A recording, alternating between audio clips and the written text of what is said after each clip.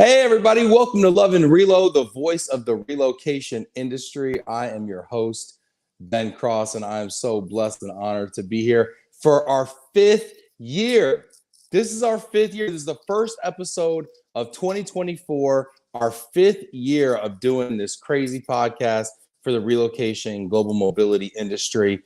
And I'm so blessed and honored again to just be here in this moment with you all. Get in the likes and the comments for me. Hit that like button. I'm a little under the weather, y'all. I've been recovering from a stomach bug for the last 2 days. I'm in DC. They're our nation's capital right now. It's great to be here. I wish I felt a little bit better, but I just wanted to bring this show to you. We've got some incredible things lined up today. It's the 2024 Outlook show. We're going to be talking about the economic outlook. We're going to be talking about talent trends. We're going to be talking about H-1B season coming up, all sorts of things. And I have some guests today that are near and dear to my heart, some very good friends of ours from USILaw. We have Anandita Chaudhary, the founder of USILaw, Nafis Chaudhary, and Nan Park here with us from USILaw. And they've got some incredible things to talk about. They're going to Asia soon to do some really cool things. And I just want to bring that to you. So get in the comments, hit that like button, if you will. Let me know you're out there. We were supposed to do this from the Commanders field, from the stadium there at FedEx Field in Landover, Maryland. And because I got sick, I have to I'm doing this from my apartment. Shout out to Lauren Turner and Turnkey Housing for giving us this great place here in DC. So we're not doing it from the stadium, unfortunately. We're going to do it next time. We will do that. I promise you. We got Farrell Elliott checking in. Oh, thanks so much. Yeah, I don't feel top notch, but hopefully give me a little grace. I appreciate it so much. Let's get into it though. I want to know right now, do you think 2024 will be better for the mobility industry than 2023? I want to know. Audience poll here. Get in the comments. I want to know, do you think 2024 will be better than 2023? 2023 was a challenging year. It was difficult for a lot of reasons. I have my opinions about it. We're going to get into it, but I want to know what you think. So get in there. And while you're doing that, I want to bring in our guests for today. We have Nafis, Anandita, and Nan there in Maryland. What's going on? How's it going, USILaw team? Hey, Ben. Happy New Year. Happy New Year. And congratulations on your fifth year. Yes, thank you. I will give you a Gatorade toast for New Year's. No, great to have you smiling. Great to have you on the air. I know this is a big deal for you, counting the hours to recovery. So thank you. Thank you. I literally was doing a play-by-play with Nafis, Anandita, and Nan.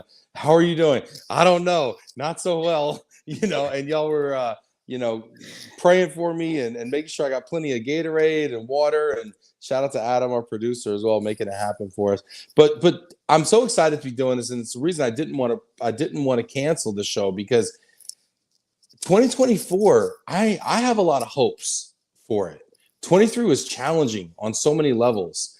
I don't know if you felt that way or not, but I certainly did. And I really want to know, what are you thinking 2024 has in store for us? Nafis, do you want to kind of weigh in on your thoughts?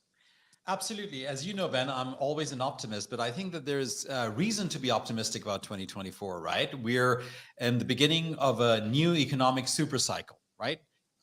This is going to be that sounds fun. A super cycle? What is an economic super cycle? An economic super cycle. This is going to be bigger, better than anything we've seen in the past.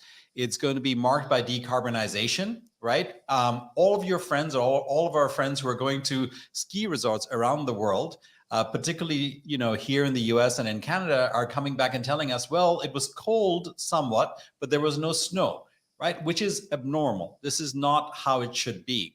But, you can never bet against the human capacity for ambition and hope. And in this economic super cycle, we're going to see amazing changes in terms of decarbonization, as well as in artificial intelligence.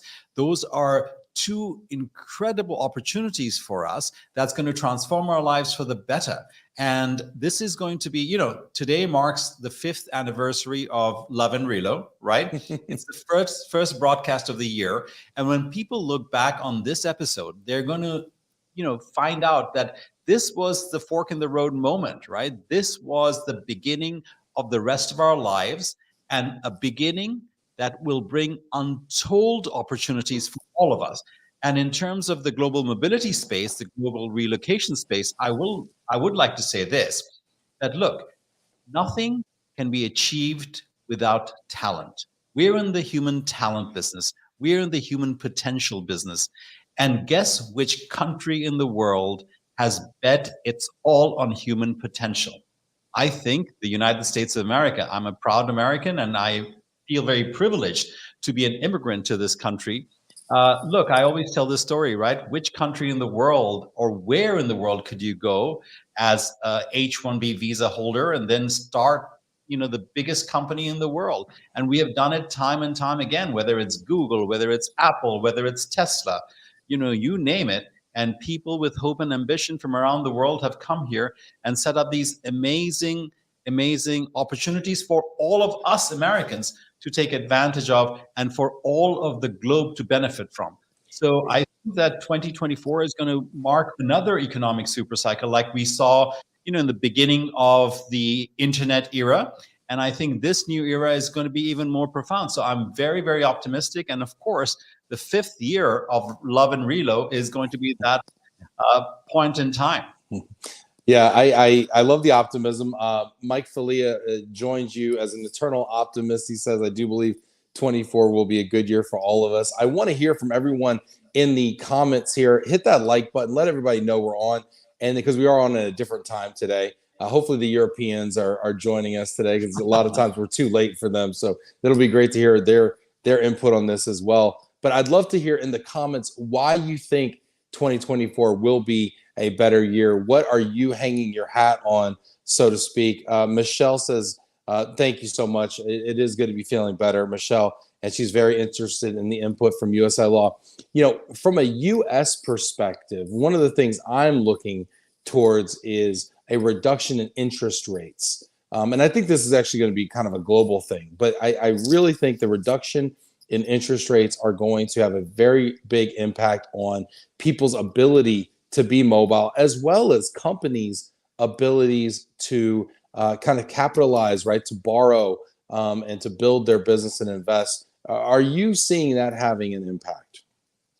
Absolutely. Look, there are several forces at play here. The interest rates are on their way down.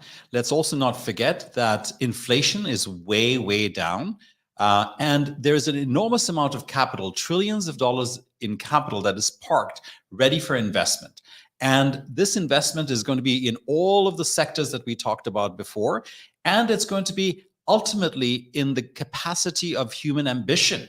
And that's where companies that invest and bet on the future will really, really succeed.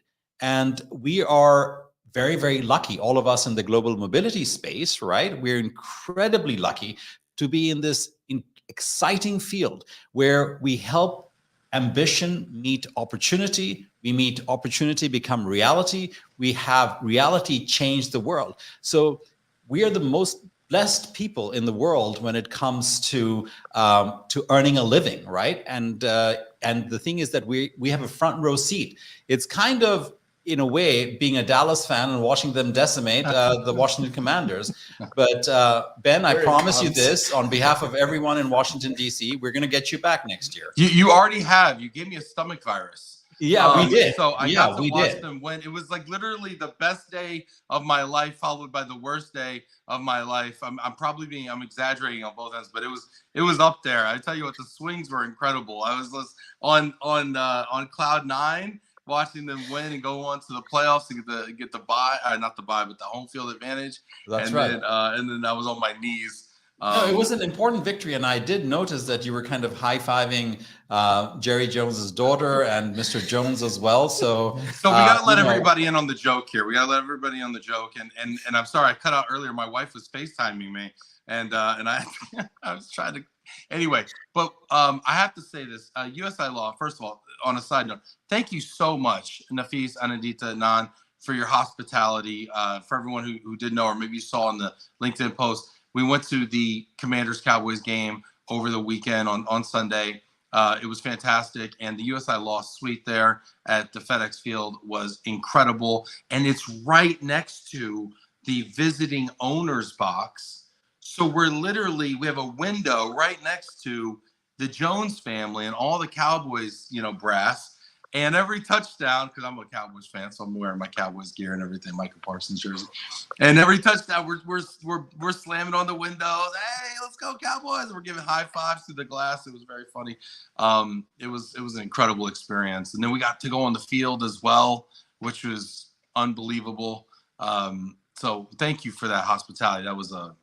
I'll never forget that. I was just looking at that window flexing when Ben is getting so excited, and I was just thinking about like how much strength this thing can take, And he got many an opportunity to do so. We gave them many an opportunity. Is it what the boards are made out of at the Capitals game? Is it like that plexiglass, or is it going to shatter on me?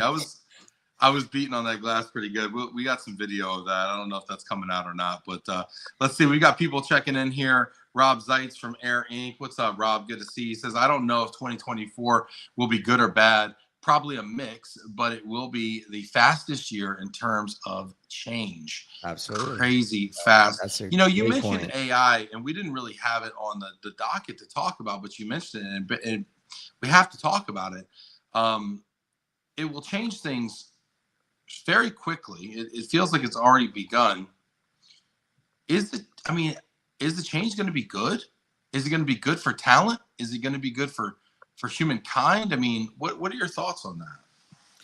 Well, I think that ultimately, if something is not good for humanity at large, it's going to get thrown aside, right? It has to improve things. There are so many areas. The first thing that you hear about in terms of AI is that, oh my God, so many people are going to be laid off. But it was kind of like what happened at the beginning of the internet, right? Or, the beginning of the computer age. So many people who were typists lost their jobs, but they got better jobs in different industries and in different fashion and in different areas of work. And that's exactly what's going to happen with AI. We're going to have better work, different work, but look at the capacity of AI to solve so many problems. Medical problems, supply chain issues that we've had to deal with, our capacity to really innovate beyond what we have today and what we're able to do today. So I think that it's going to, be a power for good ultimately. And I think it's going to create untold opportunities. So when you talk about human talent, if you are good at something, you're going to be able to leverage that good. You're going to be able to build on it. You're going to be able to expand your reach. Today, we are in a global village. You mentioned earlier that we're going to be traveling very soon. We're going to India, China. Yeah, tell people about that really quick. I think that's right. Pretty interesting. We are, so now talent has a global village and a global footprint, right?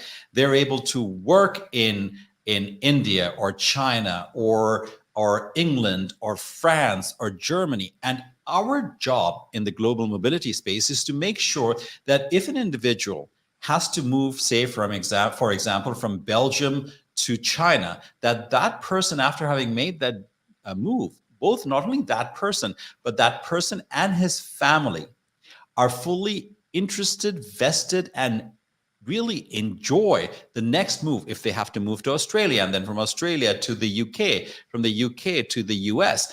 During that entire cycle, they are able to provide incredible, they're able to sort of take advantage of incredible opportunities that they have, but they're also able to use their talent to advance the strategic interests of businesses or any type of work that they're involved in. So it should be something really virtuous. And I think that ultimately, whatever happens with AI, whatever happens with decarbonization, whatever happens with the pulls of other economic factors, that it is going to build a better world for all of us to live in. It's going to be a more cohesive world, but one in which talent is going to, I keep saying this, but one in which talent is going to have the top place. I wanted to talk about talent. I think that's a great segue into talent. You're going to India this weekend and China next week. Correct. And you have some very high-level strategic meetings going on over there, and I think that's really exciting. And now I want to talk about talent in terms of globally.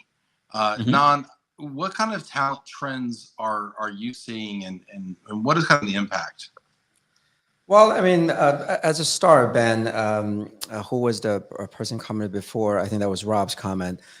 This kind of fall right into your experience, right? You started 2024 with a bang, awesome experience, had a great time. Yes. Then you start, going through some complex challenges. But I totally agree with Rob's comment before that it's not a smooth sailing. That hey, January was today. January 10th is going to be the best day of the year. And it's a gradual process. And same as Michelle just commenting about that, it is a process that is going to take time, and we're still going through some of the adjustment processes, and it's all about for us to overcome probably in the next few weeks or a couple of months to overcome the challenges ahead of us. Either is interest rate, either is border opening and policy changes, and there's quite a bit. I'm going to leave that to Entity, the expert on that.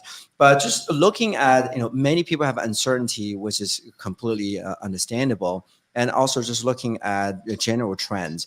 We were at GWS last year, and we talk about the technology layoff challenges in 2023. It was pretty scary. Let's just be honest. The Q1, Q2, that was not a pretty picture.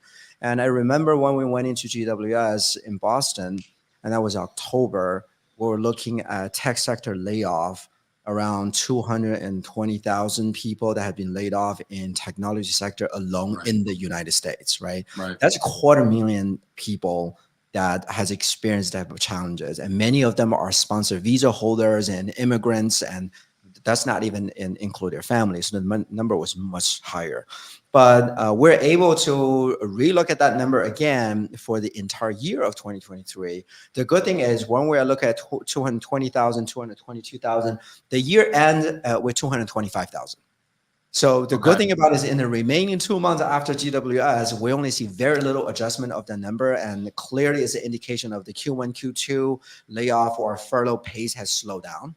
And many of you within interest in the whole Federal Reserve policy interest rate, you know that unemployment number has been in a way for some people good news, for interest rate not so good news, but it is improving. And there's many macro trends we can look at it, and we briefly looked at the annual estimate of layoff number for the United States for last year. In addition to the tech sector, or tech sector is part of that, is just right above. Basically exactly at 300,000. So technology occupies a majority of that layoff number, right? 225 out of 300,000 are tech sectors. And when we look at labor market, it's just unemployment rates, and something that I don't stay close enough to look at that. But when IMF published the 2023 number, that was a quite optimistic scenario for us.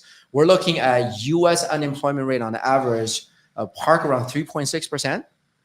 And what does that mean? Of course, we'll look at our next door neighbor, Canadian. Unemployment rate is 5.5%, while we're at 3.6. So a couple of percentages up. In some sense, it's a ridiculous amount of basis point that we're talking about. And Australia was at 4.3, while we're at 3.6. UK is at 4.2, while the US at 3.6. And looking at, and of course, just for the sake of it, the largest economy in the world in China, numbers second. Sure. The first largest did not have data available. So it is the first largest based on available data from IMF. See, Nafisa always have to put me on spot and go into the whole angry Asian mode. But don't mess with the numbers. So 5.3% was the reported unemployment in China when we're at 3.6.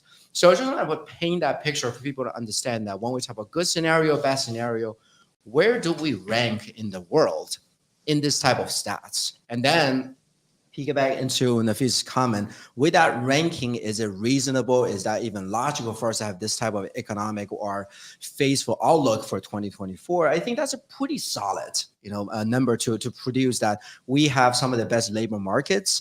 And just and answer your question at a global scale, right? While we're painting this good number, we're talking about Canada, Australia, and UK, and including China. Of course, many economies that we couldn't cover, at the moment.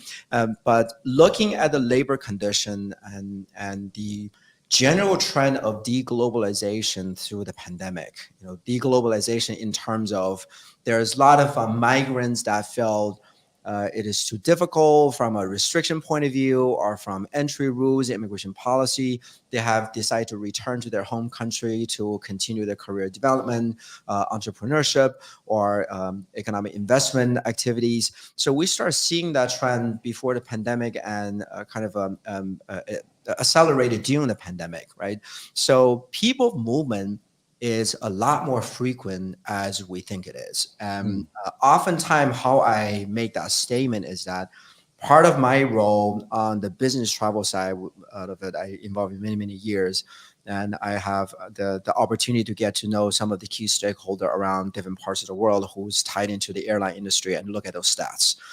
International arrival was for the longest time at a historical low from since the pandemic. It was never quite recovered. Domestic cover, 120% for many markets, but the international arrival piece for key market was never recovered as we think compared to domestic. So just to clarify, Nan, for people that are listening, this is the number of people who are arriving here on international flights. Is that the correct? Number? And it is not recovered to pre-pandemic level, despite all this revenge travel we're hearing about and all this stuff. So we are still vacationing and getting in some of these trips, but these are not foreign nationals coming over here.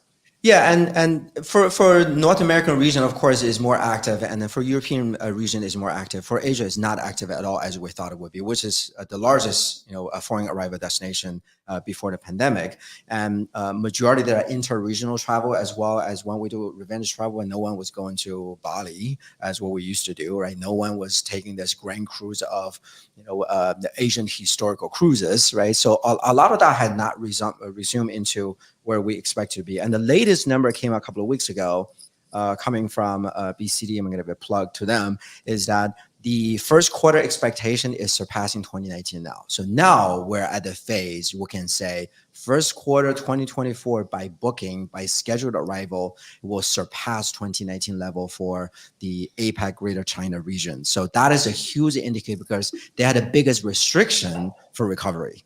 Now, this travel that you're talking about, where it's from the Asian continent, but where is it going to? Arriving into Asian continent, and part of that, roll into some of the updates that has been the hottest news, in the past couple of weeks is China has always been the biggest market for international arrival. If you sheer capacity, airline capacity, or mobility needs, people moving in general, and also the global company footprint.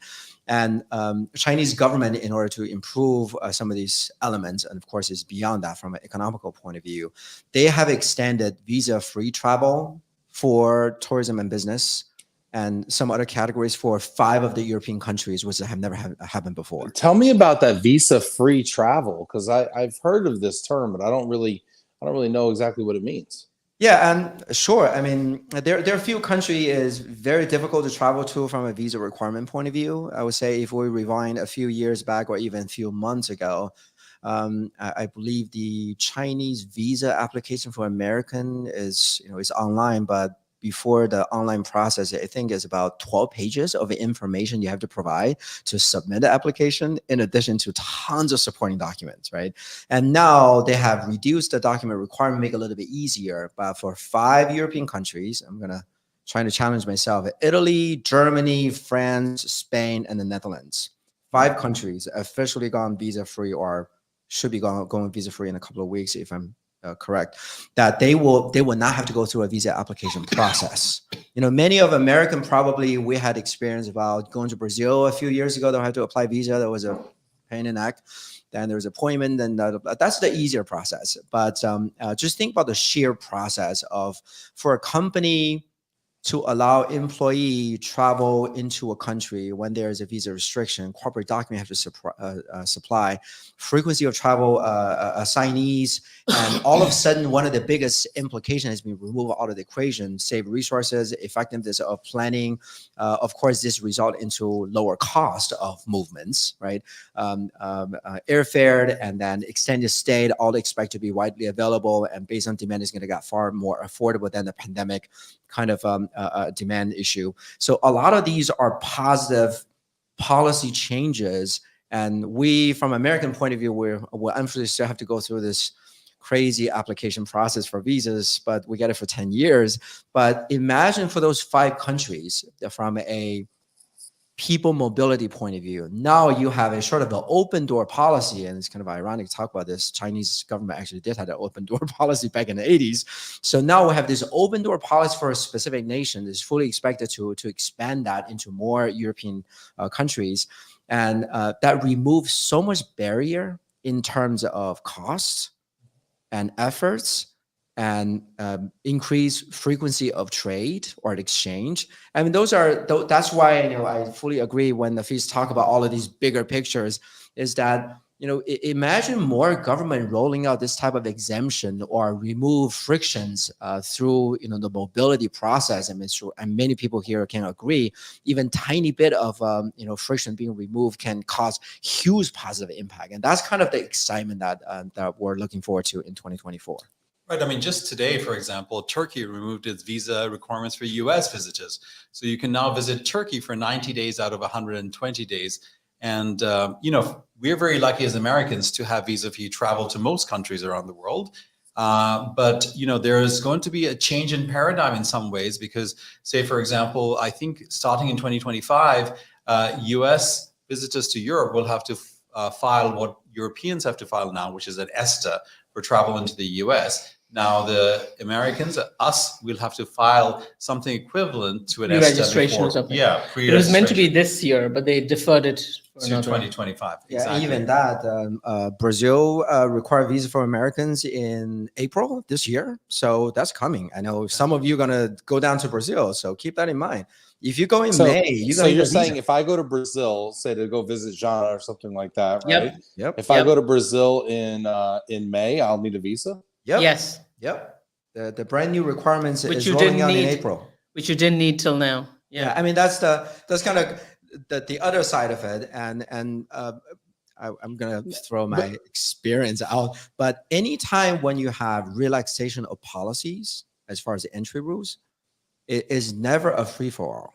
There's always a compliance piece. There's always an enforcement piece behind the scene, because no country is going to say, oh, everybody just come and do whatever you want, right? As a free movement has to be improved, there's always some level of control, oversight, and enforcement is going to happen on the other end. We have seen many countries say, free business travel, come in all you want. They're cracking down on work permits because they want to make sure you don't abuse that. Right. So that's the other element that we watch closely from a law firm perspective, is that as much of excitement is incredibly important for us to assist all of the clients that we work with, help them to learn the process and to build processes around that.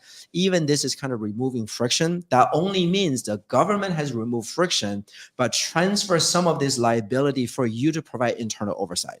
As early as this morning, I have a long-term friend and client reached out to me that specifically want to talk about, we know all of this good news, but this means we're going to have to write some new policies now. So can we have a conversation to understand how do we make sure we protect our company's best interests, knowing that many employees can go to a lot of these places on the fly, on the go. The day we write a policy, they're probably on the plane, and we have no idea they're going because we don't track them at the moment, right? So there's so much compliance piece that is as exciting as it is. It offered company tons of opportunities, but also this is a moment that taking 2024, kind of go back to Michelle's comment that I'm seeing in the distance, is that, we kind of go through this transition period. For some of the internal control processes, we're still going through that transition period.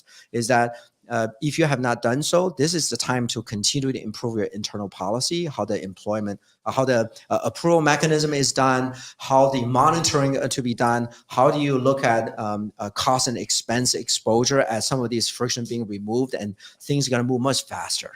Give me a couple examples here for, say, a corporation that's watching right now. What are maybe a couple of things that they need to be considering doing from a policy standpoint? Sure. First of all, I think that, the old adage is that as you sow, so you reap, right? So we talked about all the potential possibilities that are going to be coming our way in 2024 and beyond.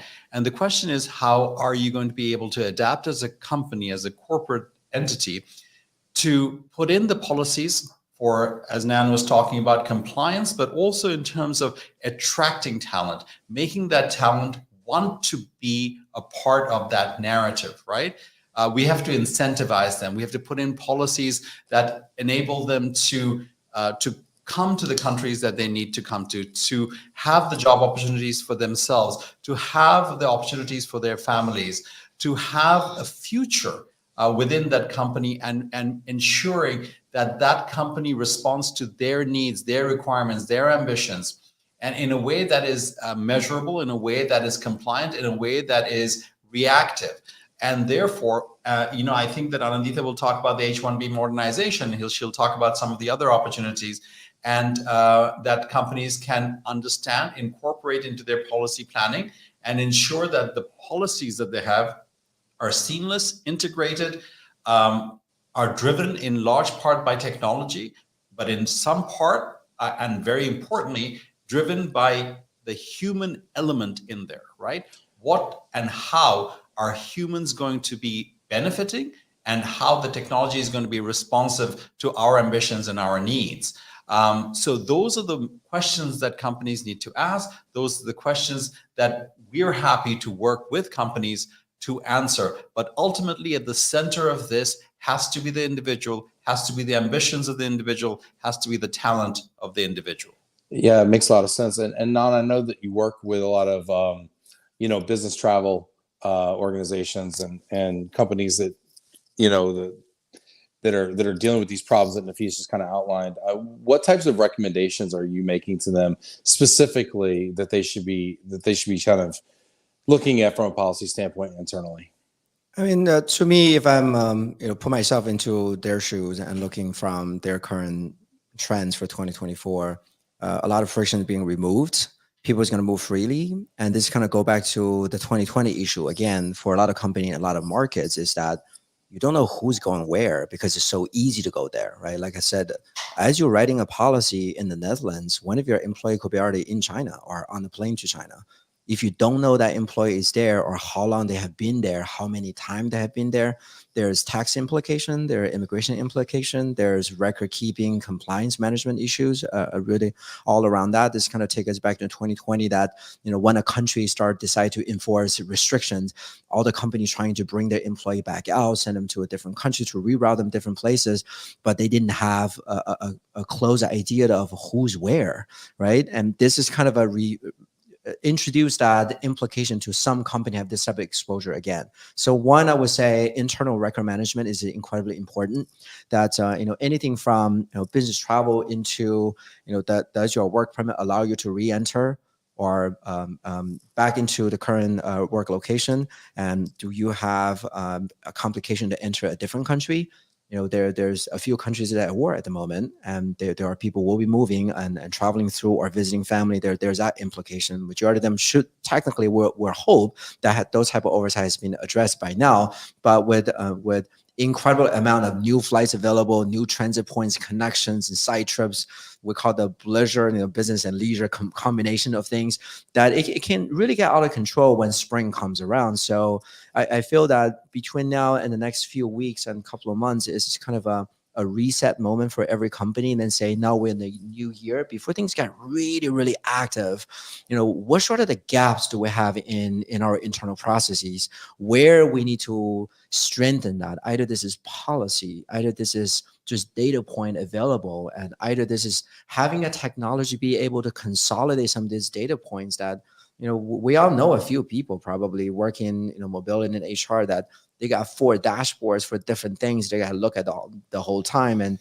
the data doesn't translate from one another. Then they have this fancy platform, either from, I'm just going to name a few things, in the ADP Workday, and then could be Salesforce Recruitment and all of that system. And then I have seen example that have 4 super sophisticated dashboard, and they need specific data extract from the dashboard so they can manage it on the Excel spreadsheet. It goes back, right? Because there is no centralized point for them to do that. And that's the best thing to come up with. They don't want to build something on top of it. So, even going to some of the micro trends for the pandemic era legacy application, is something that I advocate very strongly within the industry, is that since 2020, I think each one of you can name the number of technology processes you have introduced during the pandemic to solve a specific problem very quickly. And many of you at this point, you solved it really well. I mean, you have a job, you're doing well, you solved that really well. I give you all the credits for it. But how many people actually take a look and say, we're at 2024? How many of those applications are single purpose applications? This is probably a time for us to relook at, does it still worth it? Is it still working? Is there a better way to do it, or to use a better process to address it? We can eliminate some of the single purpose application. And I believe for every CIO, this is like 2003 all over again, right? That the big thing back then was eliminate single purpose application. And now we're kind of right in the midst of it. Ironically, 20 years later, we're talking about the same thing. Single purpose applications. So give me an example of how a single purpose application, comes to be in a company. Think about back in 2020, either this is restriction, house related, border entry, policy driven, or cost pressure. Majority of companies have a lot of approval processes in place, right? Which is a software compliance purpose and fiscal purposes, which is great. Either this is travel approval, relocation request approval, expenditure approval that has been around for a bit. There's a lot of software implement to, if I click this button, it sends to the next approver. I click this button, send the next approver. We've seen a lot of that, and generally that even during the pandemic, I built this case around that. Even a sophisticated approval tool, everyone kind of approval for the sake of it came from someone they trust. But there's no new information available and to say, looking at this new information at my level, I can approve these expenses or I can approve this timeline. So it very much of just for the purpose of multiple senior leadership person has given consent and to be able to approve that. And now with some of these elements in place, and let's say use Brazil as an example, now an employee go to Brazil, there's a visa requirement for short-term travel, even for some countries that require long-term travel work permits, that how many approval to actually embed the cost of the application and timeline of the application. There's very few tools that, as far as I know, within the industry say, for this process, it's going to cost me $5,000 to obtain the proper legal document to travel to enter a country to remain. And here's a timeline. It will be 90 days from now on. And based on that information, I approve that. Generally, I can say, if I give a scale, I want to respect to the sophisticated industry personnel, I would say more than 80% of the tools that they will approve something and found out it takes too much time later or cost too much money later.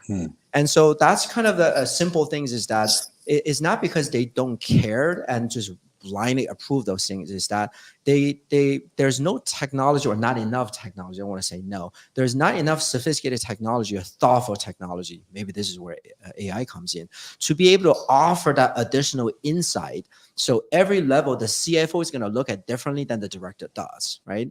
And to be able to have a technology, be able to pull multiple data points from different part of it, either this is HR data, payroll data, and departmental data, or hiring manager data from the business unit, and to make that informed decision. That is the golden goal that many organizations are trying to achieve. And we at USILaw are closely working with some of the industry leading technology companies trying to develop exactly what we feel that is lack of in industry, which is the exciting component for India and China for us to be able to take that to the next level.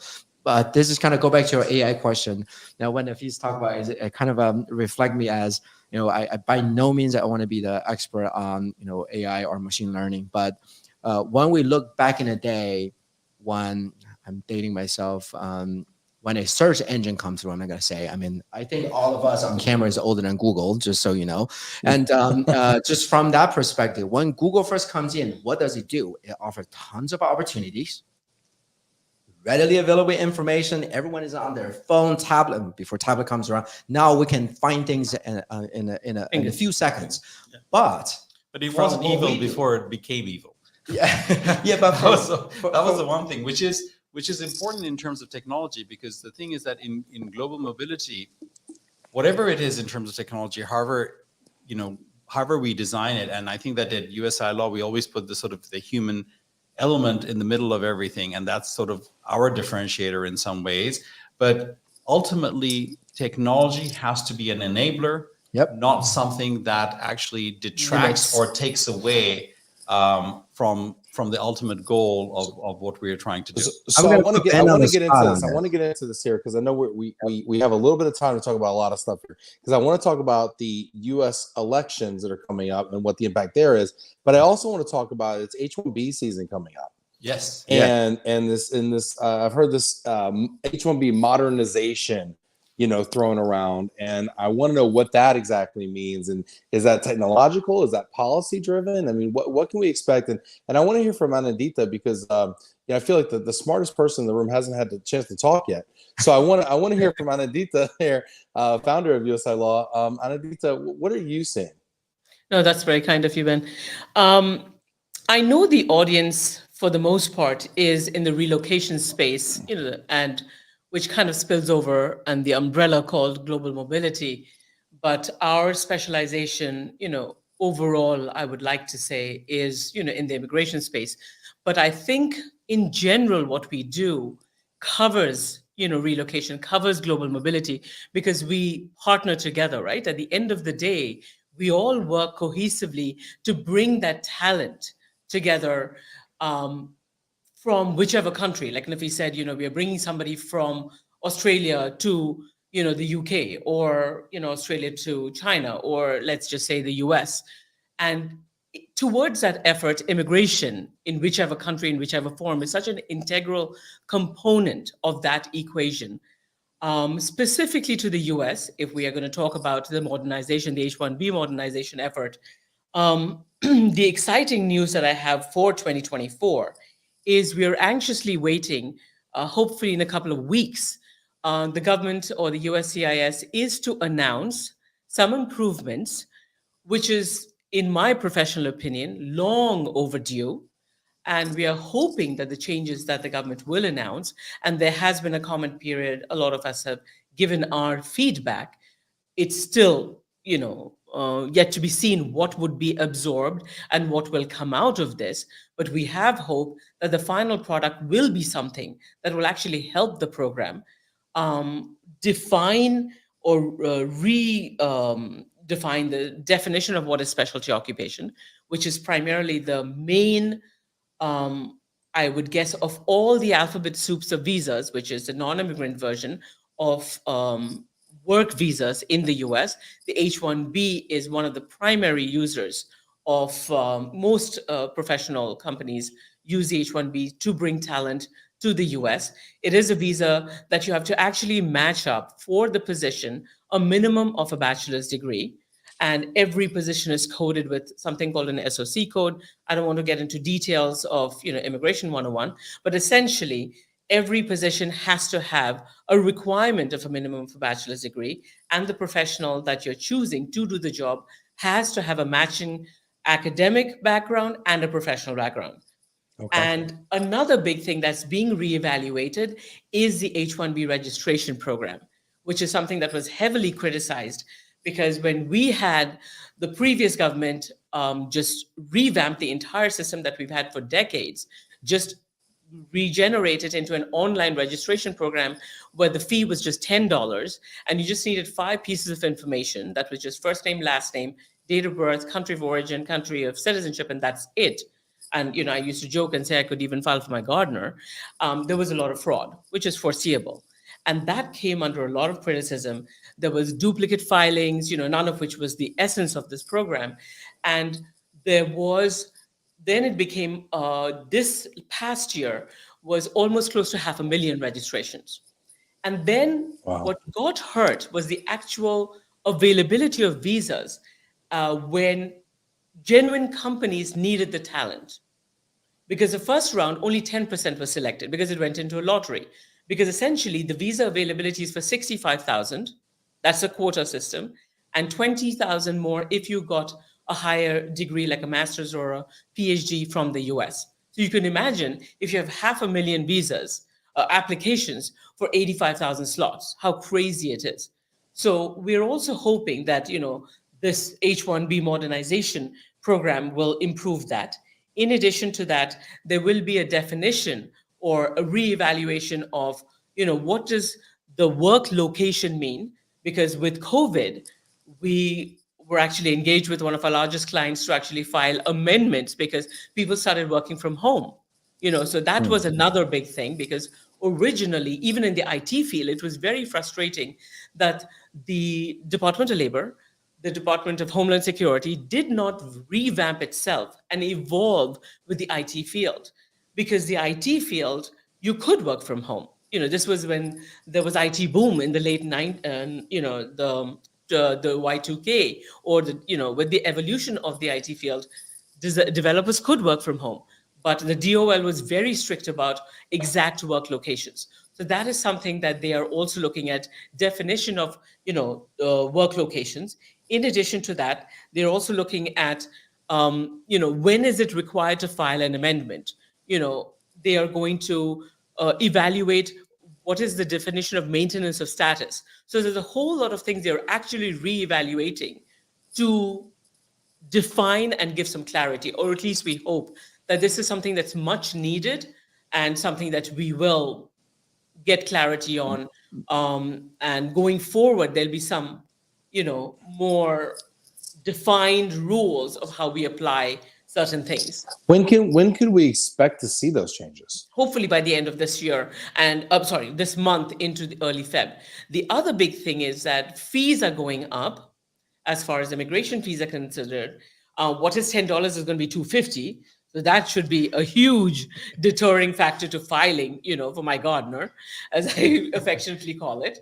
And in addition to that, which is another huge thing, they have brought back the visa revalidation program, which had kind of sunset almost, I think, 15 years ago, where nationals from certain countries, aka India, and Canada can actually start getting their visas starting Jan 29th applied. There are some rules that you can apply, 20,000 can apply for their country visas in the US instead of having to wait for months on end in the home countries. Because of COVID and the reduction of staff in the US consulates, it's really crazy.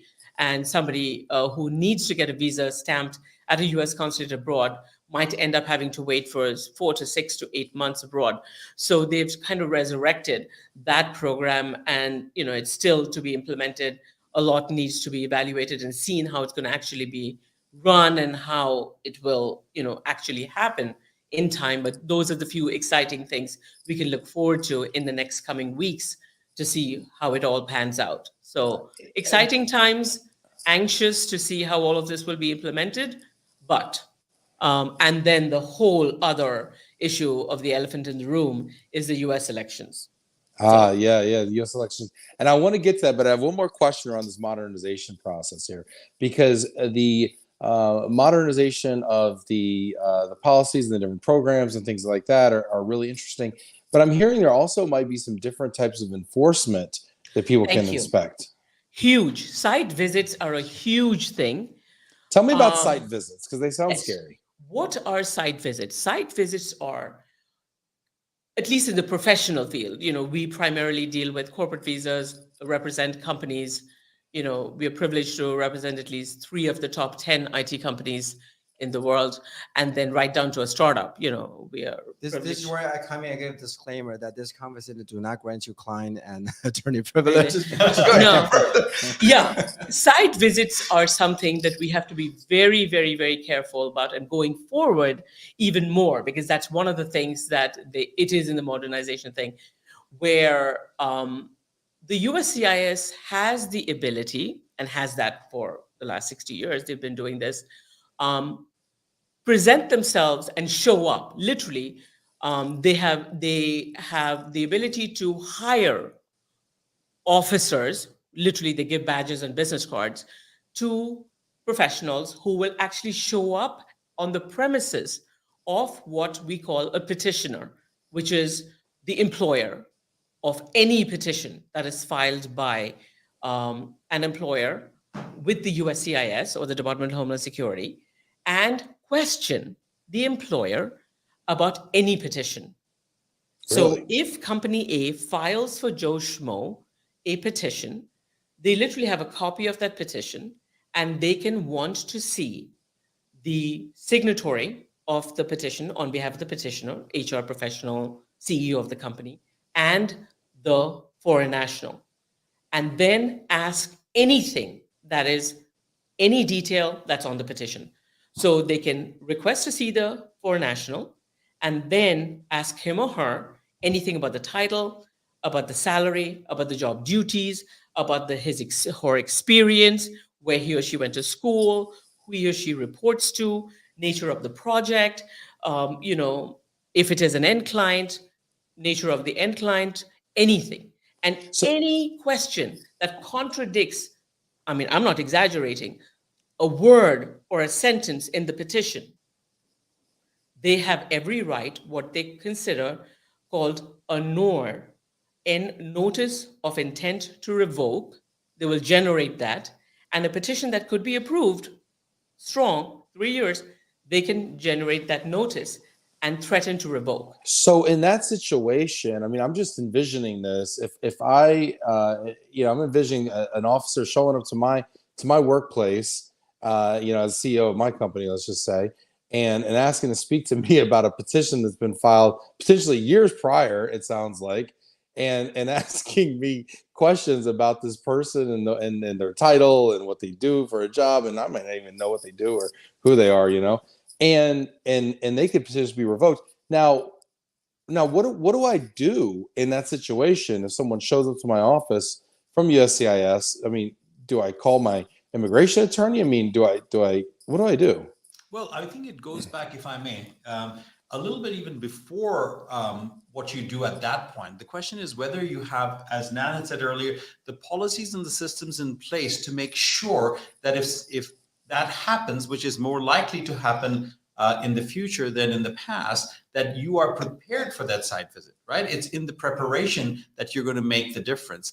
And I'd like to say that, of all of our clients, and we represent some very large tech companies and very large stakeholders in this entire H-1B process, that even during the harshest in the past few years of the enforcement regime, not a single one of our clients got fined, or for that matter, was found wanting in any of their petitions or had a petition revoked. Because I think that we had put in the hard work and the planning and the assurance and compliance processes so that something like that cannot sort of catch us unguarded. The other thing is that, look, we should all know this, that, if you have filed for an H-1B visa, you are required by law to have a public access file. That's what PAFs are there for, So I can walk into any company. If they filed an H-1B as a US citizen, I can ask to see the public access files and the copy of the public access files.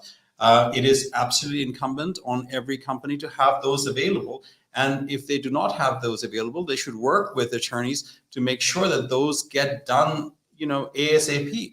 So in this new paradigm, Nan had talked about how we're trying to sort of ease up travel. But within that comes a lot of responsibility, individual responsibility, to make sure that you're compliant, that you have absolute confidence in your assurance process internally, so that these issues, laws are completely adhered to. Anandita? Yeah. And to pick up where you questioned, Ben, number one, you always cooperate. As soon as the officer walks in, you always cooperate. In the companies we are privileged to partner with, there's nothing to hide. And if there is something that you don't have handy, you can always tell the officer that, can I get back to you? Can I email it to you? Because they'll always leave their business cards and there's an email. Where I will tell you we have seen issues is where somebody gets nervous, you know. And I have been an immigrant myself. Trust me, it's the most traumatizing thing to stand in line I've never been in a site visit myself, but we've helped and partnered with clients. But it's the most traumatizing thing to stand in line for a visa. It's the most traumatizing thing to enter JFK, you know, when you're standing in line, you know, at a port of entry, you know, being inspected by an immigration officer. So that I relate to. But, you know, it's foreseeable that a foreign national can get nervous. And although he or she is squeaky clean, and, you know, these people are very well educated, very hardworking, might give sometimes, you know, not the full answer. But nevertheless, I mean, you know, if you make a mistake, you can always engage with the officer, put real documentation together, and then rehabilitate the person. Sometimes the managers get nervous and maybe, you know, say, oh, this person has 12 years of experience when the person actually has 10. I'm just giving you real life scenarios, which is not a lie, but, you know, it is what it is. And then we work together to present the real picture. But site visits are going to increase. The responsibility is of the law firm that they're partnering with to work together with the company and the team, the global mobility team, to help them. If you have an internal team, it's all training and, you know, just preparation. Am I allowed to call you as my immigration attorney at that moment and say, hold Yes, on, you can. I'd like to have my attorney Yes, you present? can. Yes, you can. For And the this? nice thing at USILaw is we're available 24 hours a day. Somebody picks up. So, And I know this for a response- fact because you were both texting me until 2 in the morning it's about not- it's how I not- was no, no, no. doing, That how is my illness that was is- doing. Yeah, that is because we weren't able to smoke a cigar together. And, so and, that's a different and I issue. wasn't even paying you a retainer, and you were doing that out of the kindness of Yes, your heart. that's So correct. But the I fact can of the vouch matter for is that. that it's not us; it's the amazing people at USILaw. All of our employees and Team all of is- our colleagues and the team members, both here and in our foreign locations, because we do have locations around the world, and every one of them is there empowered to respond to client needs at any time of the day or night. We describe this, you know, I solely believe in this, is the duty of care component of it. And, you know, I talked to many of the professionals who work with me over the years, is that when someone has an urgent need, they don't get to you, they're not going to hang out the phone and wait for you. They're calling someone else, or they're trying to take matter on their own. So how we can readily available to assist clients as the most required moment is, that's the critical moment that one business differentiate from another. And that's the level of care we're bound by, and we're obligated to provide that. And some of this could be just simple inquiry that, you know, we can deprioritize with clients, but sometimes that there are necessities. And we have all heard people that landing at the airport, something happened, middle of the night, they need to get to a source of trusted source, right? This is kind of go back to my previous conversation on AI. You know, we have search engines, and some of the counterbalance of that is that when you have so much technology, there's very little technology can actually help you to get the trusted element out, right? It's just tons of information, and then you own the liability of, you decide which one you want to take. And then, Ben, I don't know about you, but maybe you start going to WebMD, start looking at your symptoms. Generally, you find something pretty scary at the end. That doesn't mean that's what you have, but, you know, that it's like a rabbit hole, right? And I think we all Right. gone through those. Like, I Absolutely. don't want to have that. So That's I mean, actually a brilliant point. That truly is how we should differentiate ourselves in the global mobility space.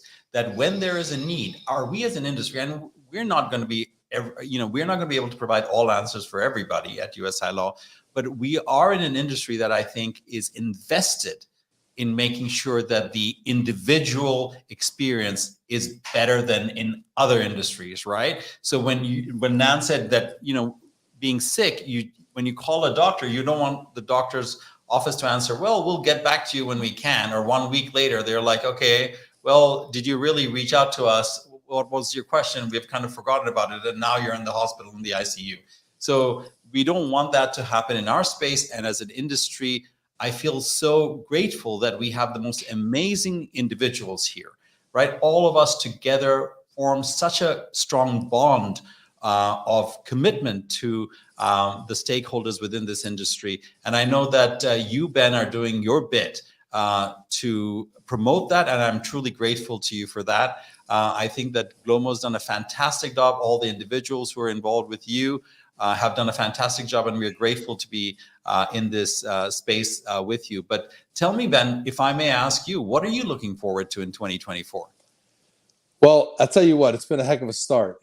I think that I think that I'm looking forward to profitability. I think that we have seen a lot of the turbulence is past us. I don't think it's going to, things are going to come roaring back, but I think it'll be subtly moving in the right direction versus the opposite in 2023. I think we are from as a business owner and someone in the relocation and global mobility space, I think the clients that I work with and Glomo are right sized, are growing responsibly compared to 2023, and I think that it's going to be a year of profitability. I think that also in 2024, I think that it's an election year. It's a U.S. election year, which we talked about. I want to hear all of your takes on this. But 83% of the time in election years, the stock market goes up. Mm-hmm. And I think that is a great indicator. I think that we're going to see that continue. And I'm bullish on it with interest rates going down, markets going up, being right-sized and prepared. I'm excited. I'm cautiously optimistic about 24. What do you think about the U.S. election, though? I do want to touch on this. Can I just say one thing about the U.S. elections?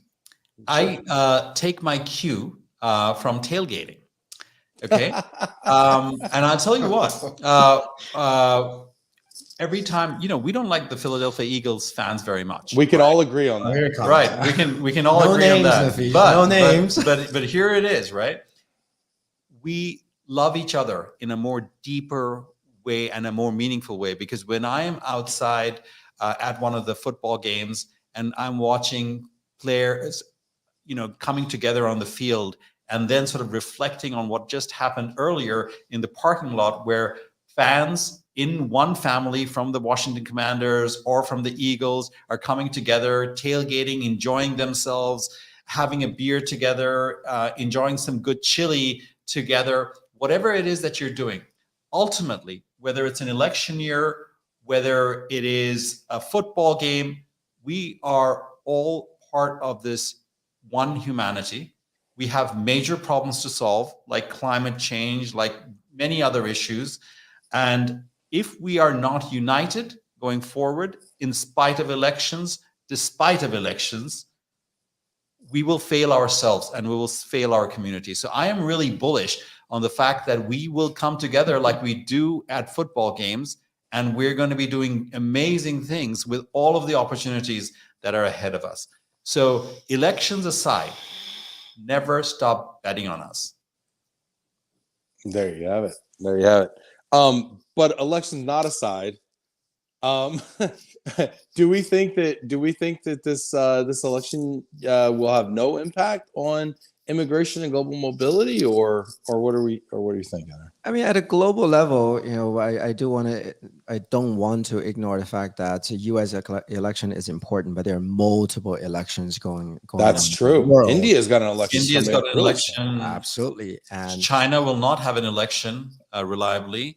But other countries around the world, the UK will have an election. I think basically something like 5 out of the top 10 economies are going to have elections this year, or something like that, which is a crazy number. It's very unusual, but it will definitely have an impact on policy. Don't get me wrong. I'm just saying that, look, the policy impact will sometimes be short term, sometimes be medium term.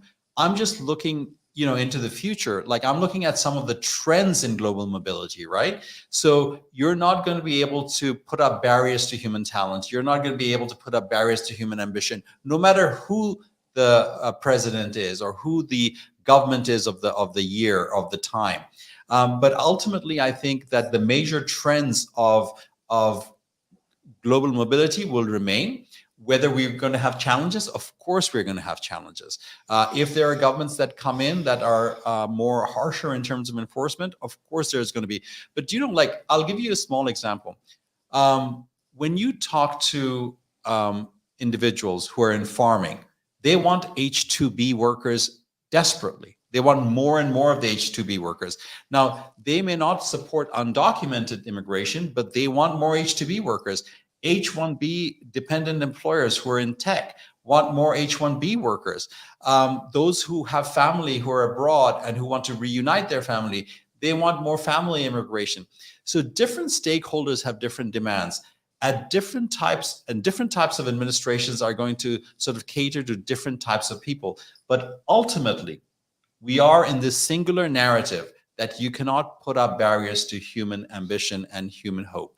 This is where I quote agree with that. one of the piece from the show from Yellowstone, and that that one piece I remember from the show Yellowstone is that you can't stop the progress.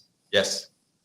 And as where we're going, the labor market extremely strong, economy is strong, and that fuels immigration. Doesn't matter what political pressure, it can put setback, maybe a little bit of friction, but you can't stop the progress. And as we globalize the economy, and that's not stopping anywhere. So election there's some volatilities, of course, and there are uncertainties, but from our perspective at USILaw, this also, it is a timed event.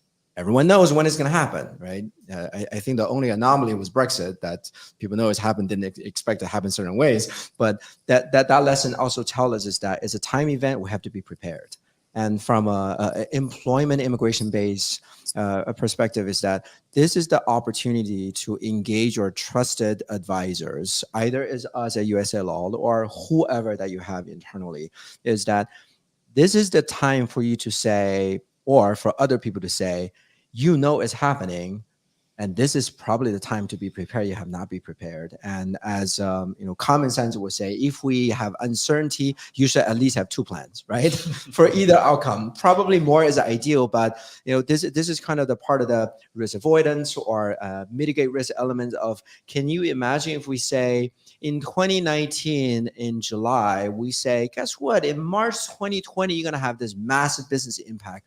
Would you conduct your business different if someone has give you that heads up, right? And we can argue that every day that we know exactly this heads up is going to happen. We know that, and it's happening. Then there's almost kind of no excuse for us to say internally we have to have the right policy, processes, and internal control measures, and have the right legal support to help us, to guide us through that. If this happened, what's our backup strategy? If that happened, what is our fallback plan? And how our talent need to be managed through some of these uncertainties and volatility. And this is kind of the message that we would love for clients to start asking themselves the question. And of course, we'd love for them to ask us the question, so it will allow us to prepare them a little bit better. Yeah. Well, selfishly, I hope that we don't see some of the more nationalist results that we've seen in the past with some elections in the past few years. But I do love what you're saying and agree that one thing we've learned over the past few years is that we are adaptive, we are resilient, and change is constant, but we can change with the change. And I think that that's an encouraging, optimistic viewpoint heading into 2024, no matter what's in the cards. Yep. Absolutely. I've had so much fun talking to you. I wish we could have been together today, but better safe than sorry, right? Take everything slowly. I think we've learned that over the last few years too. Exactly. And I can't wait to get back to DC. And I think I think we got to come back like in a month or something and do some sort of a group gathering, maybe at the USILaw offices, maybe at FedEx Field, something where we all come together as a community, the mobility community, the immigration community, kind of come together and share some time. What do you think about that? Fantastic. We'd love to have you guys here, to make up the moment we have missed, and also I think it's a reasonable time to let all the industry partners and friends and colleagues to get a heads up. I mean, election in DC is always different. You know, it doesn't happen every year, and we'll love to offer the opportunity to get all the right-minded people together, collaboration, socialized network, or simply just give us a forum, right? And I'm sure that many people would like to comment about some of the things that we talked about today, and we would love to learn a thing or two from other people as well. By no means I want to say, you know, we're the absolute expert, and there's so much changes. We'll probably need hours of discussion to cover some of this stuff, you know, and it would be great for us to offer that type of opportunity, and or someone else can offer the opportunity to have, you know, nicer places. I don't know. I would love to, you know, have a private jet park on the, you know, airport runway to have you know, cocktail parties and some sort like that. Some company have done it. Planes land. Not where the plane lands. Yeah, you know, in a much more unique capacity. But we would love to host you here, and if we can make it happen and welcome you back to DC. And you know, this is how we start 2024, but we'll be able to make it up. That'd be great. Rob's saying maybe a Cowboys Super Bowl parade in DC. Now, Rob, I think it's a little premature, but I like where your head's at, Rob. What do you think, Ben, is going to be the Super Bowl matchup? I think that it's going to be the 49ers and the Ravens. They are Vegas's 1 and 2 picks, odds-wise, to win the Super Bowl. But it's worth noting that Vegas has the Cowboys as the 3rd most likely Super Bowl winner. But something has got to happen to those dirty, rotten 49ers before we get to them in the conference championship, because I have no confidence in my Cowboys will go in to San Francisco and get a W. So anyway, that's we got a Niners fan. There she is. Farrell says, "Go Niners!" Right on cue. Oh, Farrell, awesome. So yeah, you know, I think when I come back, we're gonna do a big event at USILaw. You have a wonderful office there. You have great facilities. Maybe we'll get some speakers to come in, kind of talk to us about immigration and global mobility, and maybe, who knows, maybe go see a Caps game or a Wizards game or something afterwards. No, thank you for this opportunity, Ben. Most importantly, I hope you recover soon. It would have been awesome for us all to be together, but at least we are grateful that we could have at least done this together, and this being your first in 2024. Yeah. But, you know, hoping for success. And like you said, I'm going to borrow your words. I am personally cautiously optimistic for 2024. Many ways, more than one. But thank you. Yeah. Thank you, Anandita. It's always a pleasure, and thank you for the amazing hospitality this past weekend, Anandita, Nafis, and Nan.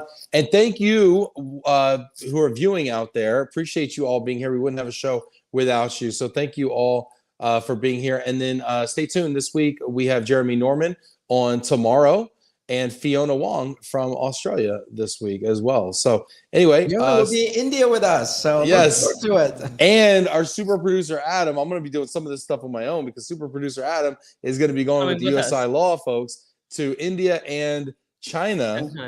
Super jealous about that. But anyway, so lots to come there. Thanks everybody. Take care and have a wonderful 2024. See you tomorrow. Thanks, Thank Ben. you, Ben. Bye.